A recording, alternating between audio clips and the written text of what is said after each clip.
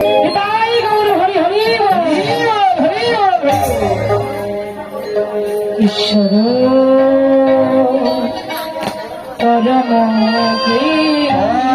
কৃষ্ণ সচিদানন্দ বিগ্রহ অনাদিরাদি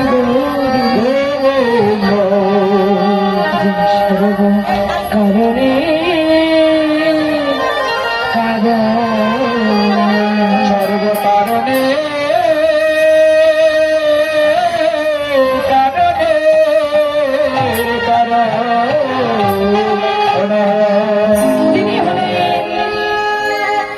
ব্রজ রাখাল গণের প্রাণ শাখা, যিনি হলেন ব্রজ গোপিকাদেরই প্রাণবল্ল, যিনি হলেন ব্রজ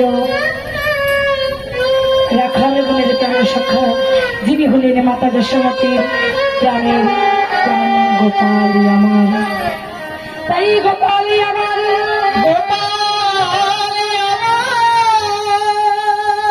সারের গলাকে পরিত্যাগ করি তিনি এলেন মধুময় শ্রীরাম বৃন্দাবনে লীলা রাশি আস্বাদন করবার জন্য গৌপ বালক রূপে নন্দ যশোমতীর গৃহে পুত্র রূপে আবদ্ধ হলেন এই মা যশোদার প্রাণের গোপাল। তাই গোপালে আমার,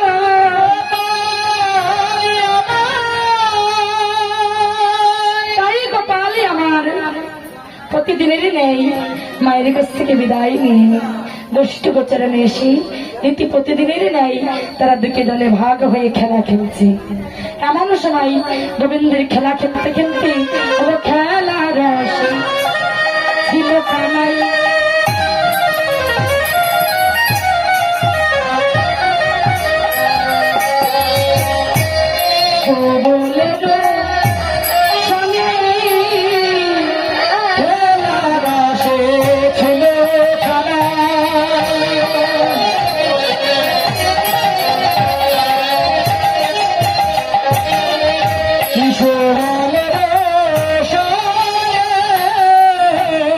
ভালো কাল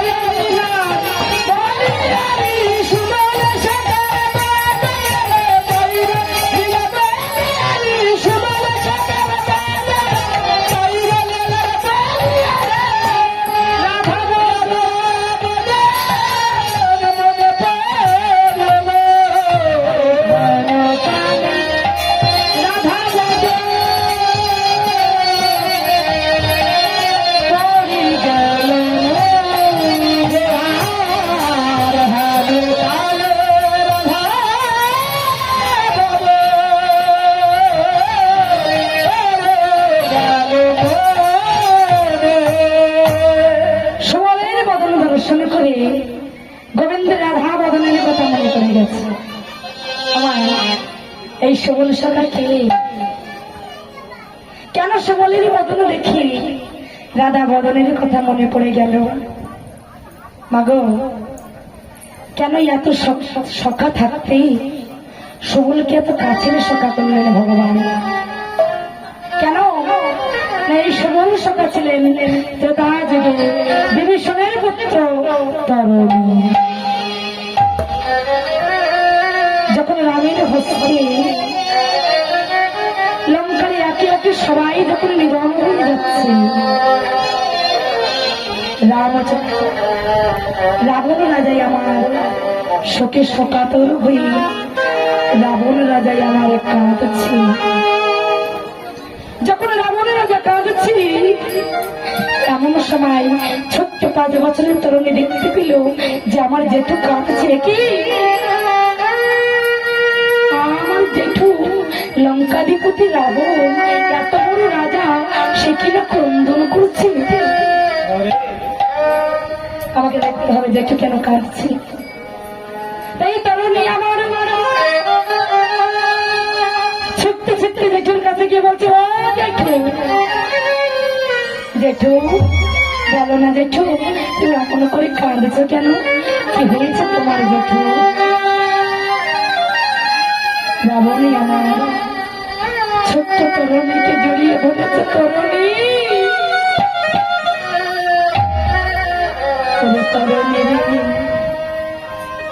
একে একে ওই রামের হস্তে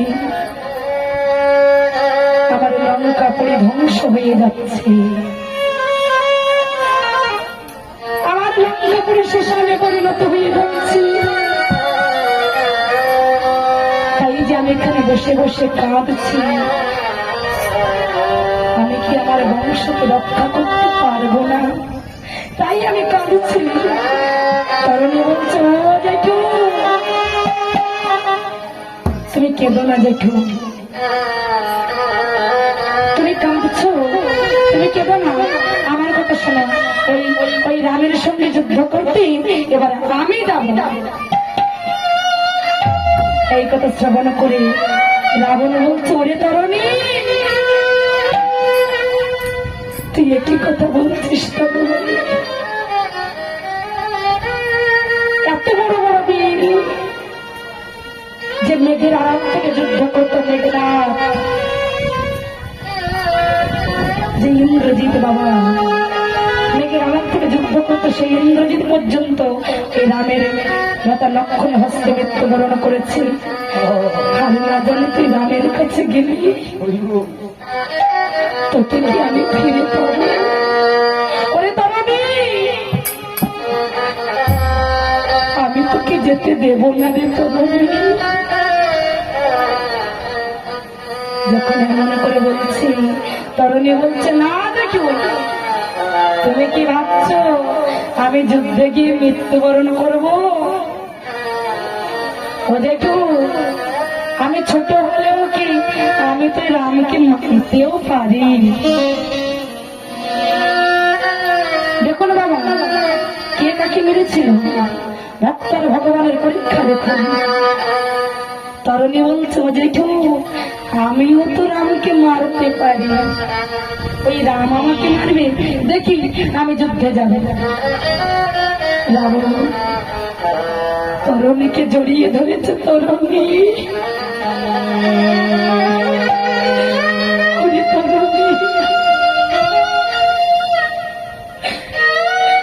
সবাইকে ছেড়ে চলে গেল।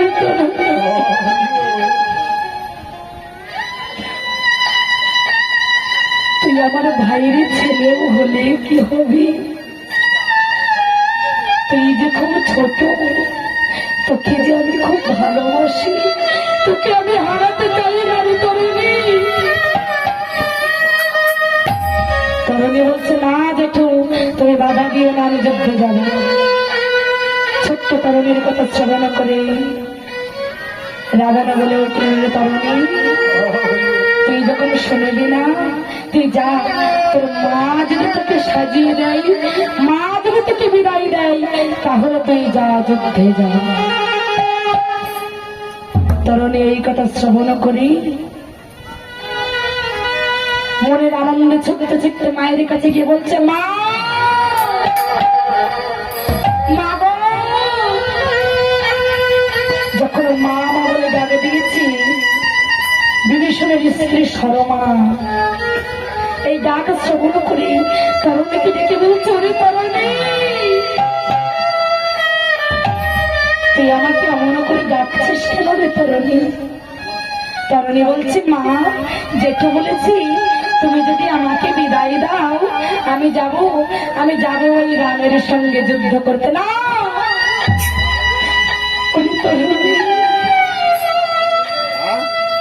আমি যে তোকে বিদায় দিতে পারবো না তরুণী, আমি যে তোকে কিছুতেই ছেড়ে থাকতে পারবো না।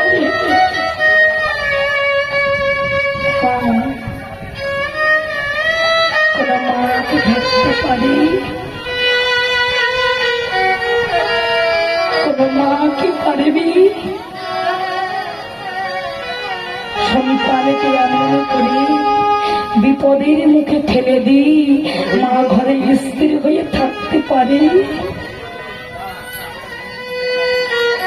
সরমায় আমার তরুণীকে জড়িয়ে ধরেছে। তরুণী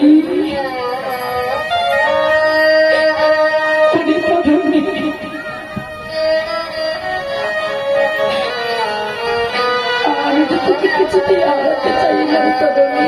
তরুণী বলছে, মা তুমি চাও না আমি ওই দয়াময়ী রামকে দর্শন করি?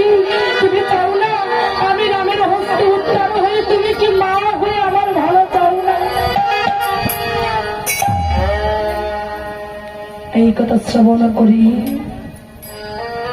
সরমার স্ত্রী থাকতে পারল না। সরমায় আমার তরুণীকে ডেকে বলছে, বেশ ওরে তরুণী, আমি তোকে সাজিয়ে দেবো রে তরুণী। এই বলি তরুণীকে কোলে নিয়ে তরুণীর সাজিয়ে দিচ্ছে। কেমন করে? রাজঘোষ বেশি নয় বাবা, কেমন করে সাজাচ্ছে না সর্বঙ্গে লিখে দিচ্ছে, রাম রাম রাম। সর্বঙ্গে রাম রাম লিখে দিচ্ছি, সর্বঙ্গে রাম নাম লেখা হয়ে গেল। কিন্তু যখন কণ্ঠে লিখতে যাবে এমন সময় ভগবান বললেন, হে দি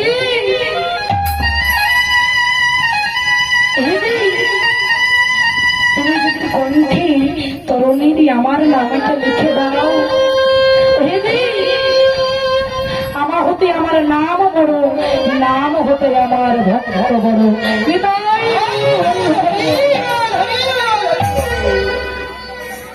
তাই তুমি যদি আমার ভক্তের কণ্ঠে রাম নামটা লিখে দাও, আমি যে সেখানে তীরকে আঘাত করতে পারবো না, তাকে যে আমার কাছে চেনে নিতে পারবো না।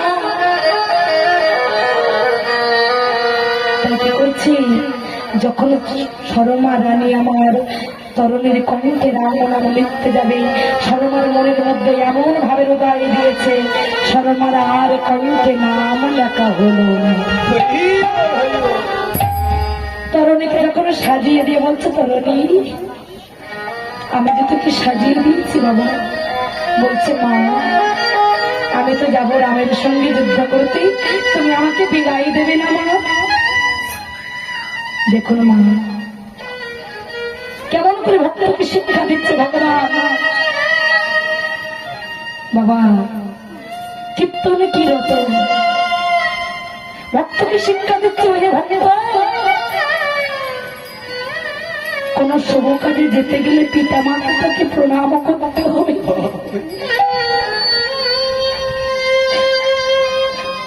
পিতা মাতা দিয়ে এই জগৎ সবার চেয়ে বড়, তার চেয়ে গুরু এই জগতে আর কেহ নেই। যতই তুমি মন্দিরে যাও, মসজিদে যাও, যতই তুমি গঙ্গায় স্নান করো না কেন, পিতা মাতার সমান এই জগতে আর কেহ নেই। এই ভক্তকে যেটি বললেন, হে ভক্ত তোমরা আমার সেবা করো বা নাই বা করো, যদি তোমাদের ঘরে থাকে বৃদ্ধ পিতা মাতা, সেই বৃদ্ধ পিতা মাতার চরণ দুঃখের সেবা করো, পূজা করো। তাহলে যে আমার সেবা কে করবে? এই ভক্তকে শিক্ষা দেওয়ার জন্য তরুণী আমার মাকে ডেকে বলছে, মা আমি তো যুদ্ধে যাব, তুমি আমাকে আশীর্বাদ করবে না?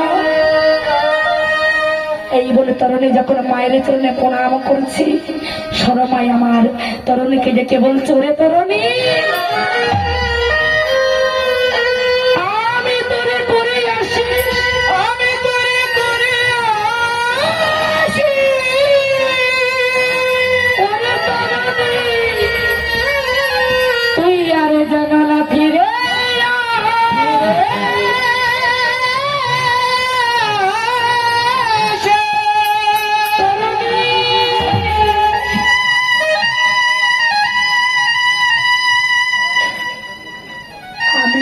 করে আসিস। কি বললো বাবা? তুই আর যেন না ফিরে আসিস, তুই যেন আর এই রামকুশপুরী দর্শন করতে হয় না। ওরে তরুণী, তুই যেন রামের চরণে প্রাণ বিসর্জন দিতে পারিস। তাই এমন করে যখন তরুণীকে আশীর্বাদ দিয়েছি, তরুণী তো পরের কথাটাই আর শুনতে পেল না। তরুণী মনে মনে চিন্তা করেছে, মা আমাকে আশীর্বাদ করেছে, আমি যুদ্ধ জয় লাভ করতে পারবো। পরের কথা কি তরুণীর আর শোনা হলো না, যে তুই ফিরে যেন না আসিস। তরুণী আমার মনের আনন্দে ছোট্ট ছোট্ট ব্যক্তির কাছে চলেছে, দেখো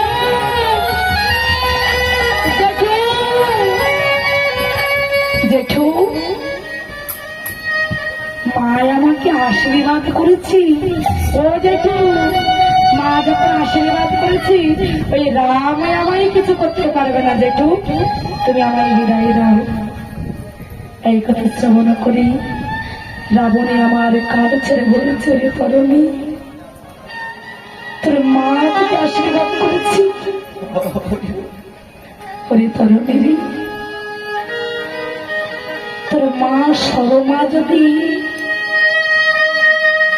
সম্পর্কে আমার ভাইয়ের বউ না হতো, আমার ভাদ্র বউ যদি না হতো, আমার বয়স যদি ছোট না হতো, আমি ওর চরণে প্রণাম করতাম।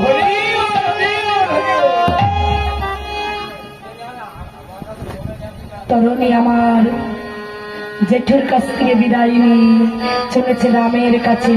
মনের আনন্দে রথে করে যুদ্ধ করতে গিয়ে রামের সম্মুখে গিয়ে বলছে, রাম,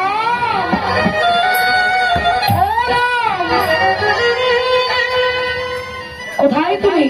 এসো, তুমি কত বড় বীর, আমার সম্মুখে এসে আমার সঙ্গে যুদ্ধ করো। এমন করে যখন ডাক দিয়েছে, রামচন্দ্র লক্ষ্য করে দেখে বলছে, বিভীষণ, তুমি কি একে চেনো? একে এই ছোট্ট বয়সে যুদ্ধ করতে এসেছে, তুমি কি একে চেনো? বিভীষণ কোনো কথা বলছে না। বিভীষণ নাও বলছে না, হ্যাঁও বলছে না।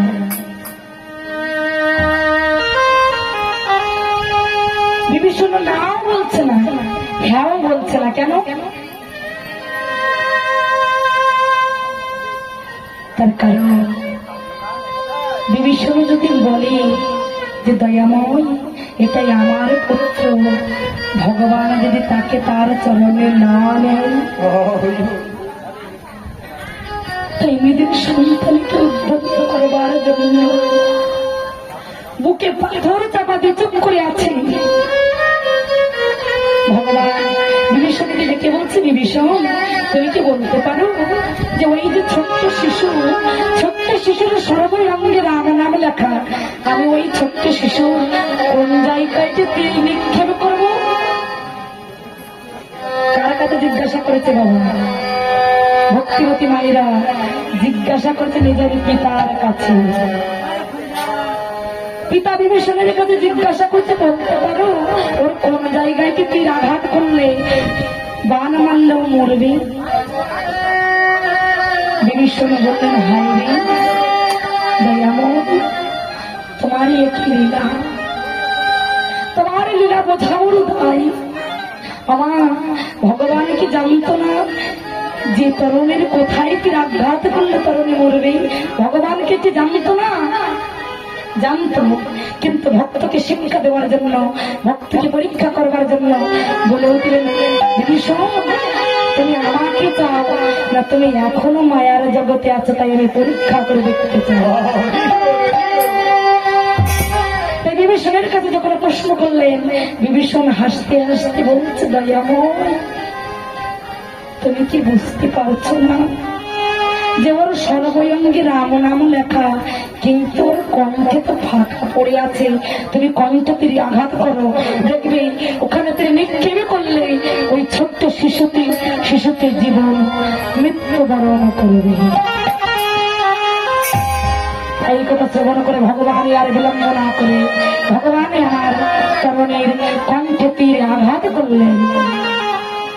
যখন তরুণীর কণ্ঠে তীর আঘাত করলেন, তরুণীর মুন্ডু কেটে ভগবানের চরণে আছাড় খেয়ে পড়লেন।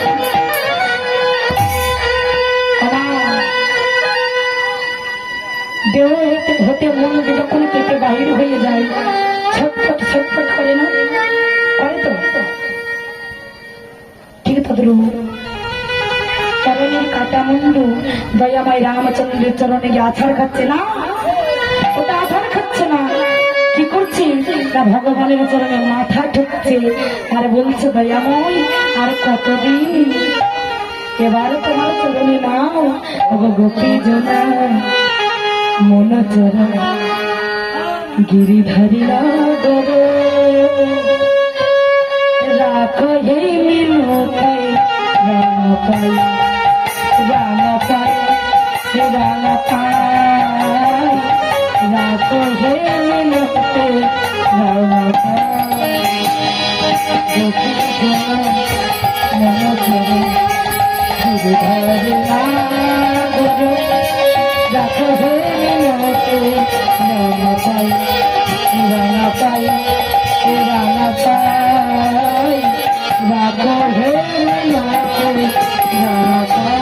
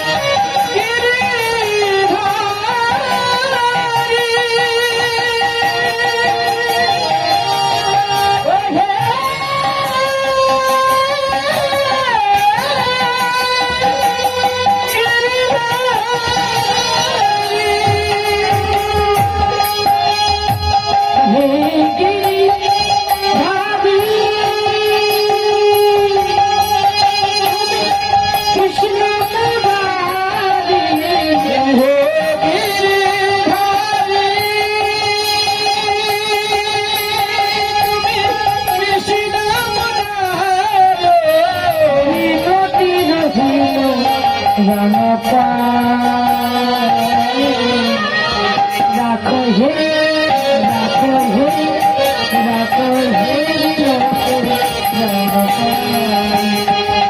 গোপী বলে মন করে গিরিধারী নগর রাখো হে মিনতি রাম পাই রাম পাই রাখো হে রাখো হে রাখো হে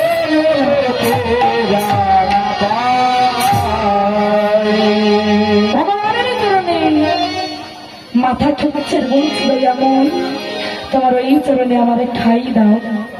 যখন মাথা ঠুকাছি বিভীষণ আর স্থির থাকতে পারলেন না, ছুটে গিয়ে তরুণীর কাছে মন্দিরকে জড়িয়ে ধরে বলছে,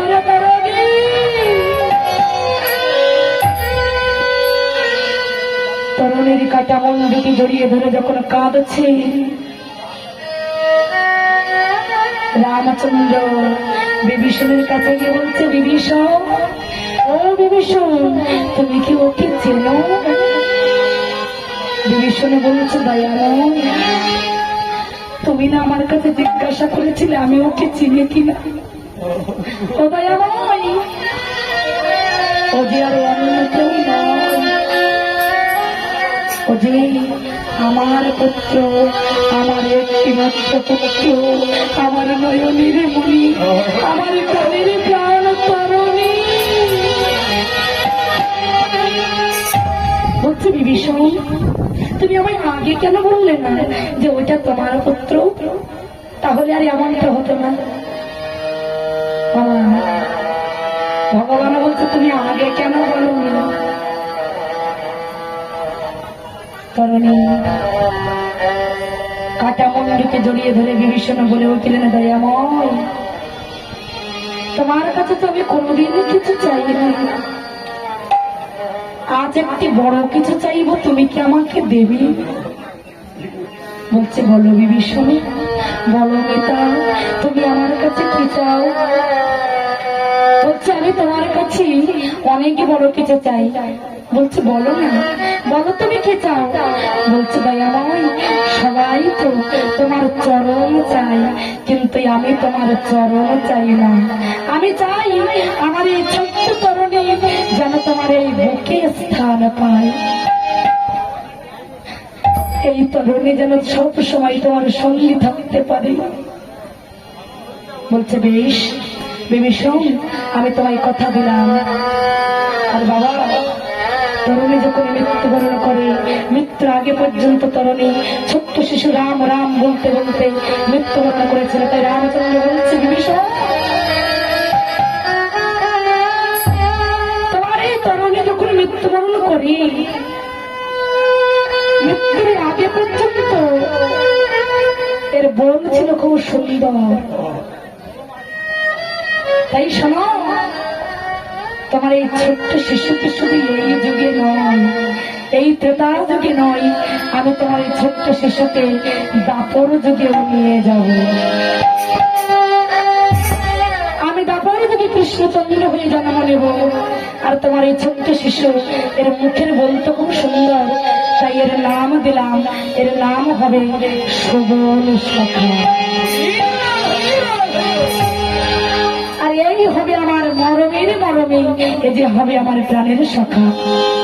তাহলে বাবা, সবল হলো ভগবানের প্রাণের সখা। তাহলে সবলকে দেখে কেন রাধা বদনা মনে পড়লো? কারণ রাধার সঙ্গে সবলের ভাই বোন সম্পর্ক।